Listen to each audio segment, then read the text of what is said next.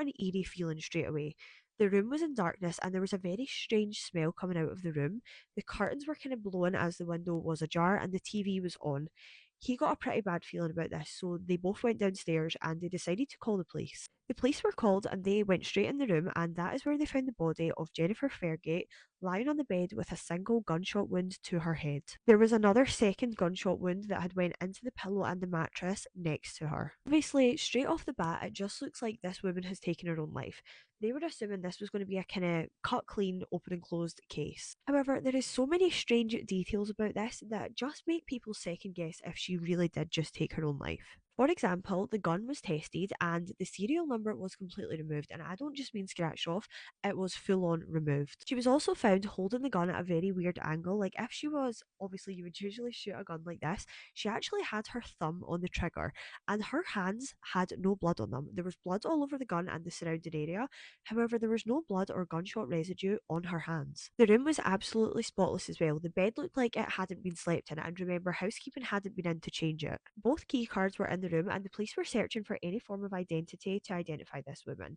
There was no passports, no bank cards, nothing to identify her. There was a very strange selection of clothes as well. There was four jackets, one jumper, four bras, no bottoms, and two pairs of silky pajama shorts.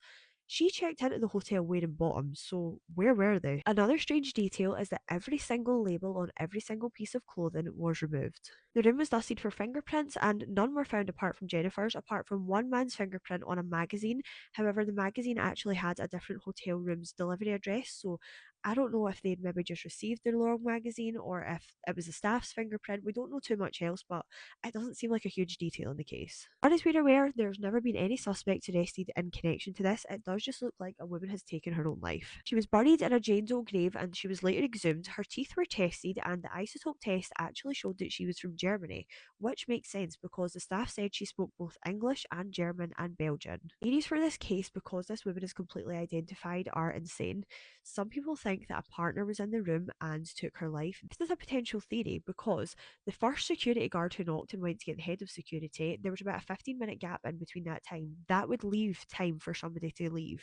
One of the biggest and main theories in this case is that Jennifer was a spy. That would explain all the fake names, all the fake details. It would explain why nobody reported her missing because she technically didn't exist. Or it simply could just be a woman who decided to take her own life and wanted to go undiscovered, so she lied about everything. Let me know what you guys think. This case has been one that has stuck with me for years because I just find it so interesting as to how nobody's reported her missing. But yeah, let me know what you think in the comments.